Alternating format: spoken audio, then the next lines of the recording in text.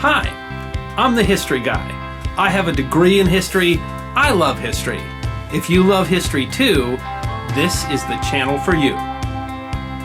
Today we start with a bit of a mystery that has to do with this World War II naval officer's hat. Inside the hat is a tag that gives the officer's name and lists his duty station as Clearfield, Utah.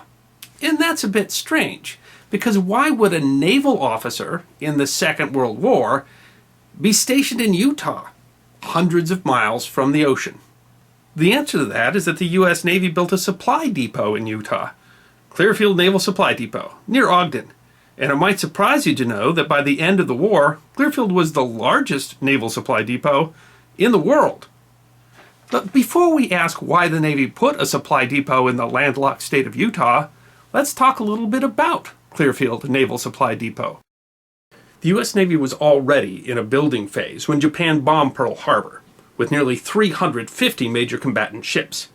But the wartime production was astounding.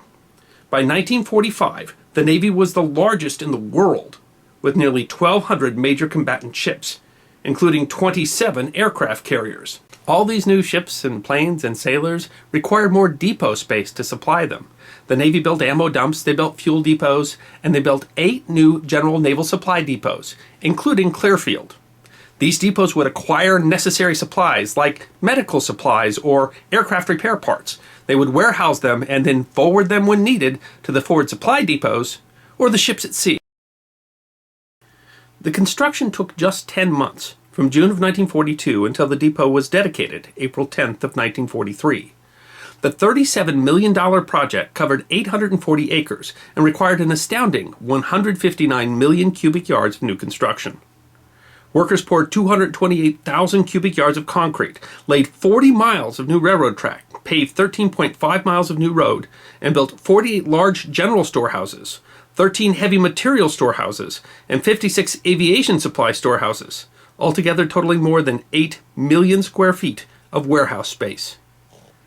At its height in 1944, Clearfield took in more than 2.5 million tons of supply, and its inventory was valued at more than 3 times the value of all other property in the state of Utah combined. Staffing a depot this size was no easy task, as most able-bodied workers were off fighting the war. At its height, the depot employed more than 8,000 people. There were naval officers, civilian employees, a Marine barracks that housed the Marines who were providing security. There was even a prisoner of war camp with Italian prisoners who had been captured in North Africa and who helped supply manpower to the depot. Female workers became ubiquitous during the war. It was a wartime necessity, but it was a new experience for the United States Navy.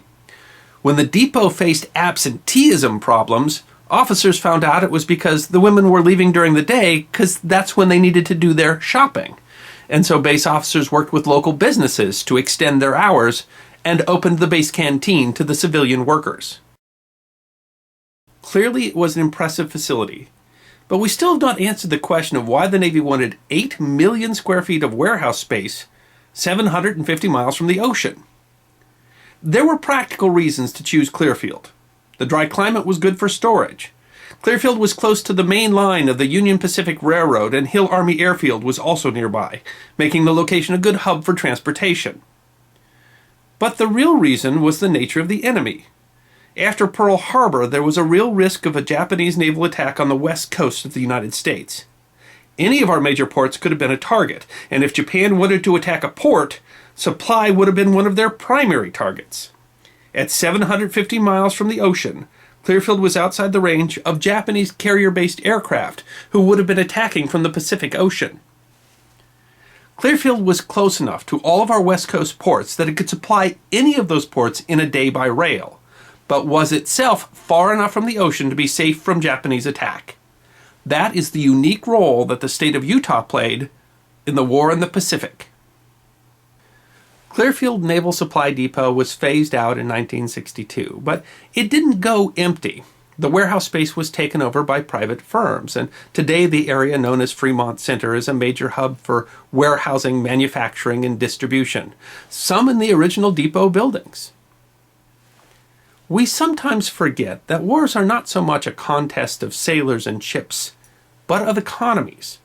The great strength of the United States was what Franklin Delano Roosevelt called the arsenal of democracy, meaning that we could pool our vast natural resources and energetic population to support our soldiers, sailors, and allies fighting the war. The massive effort at Clearfield Naval Supply Depot is a great example of that strength.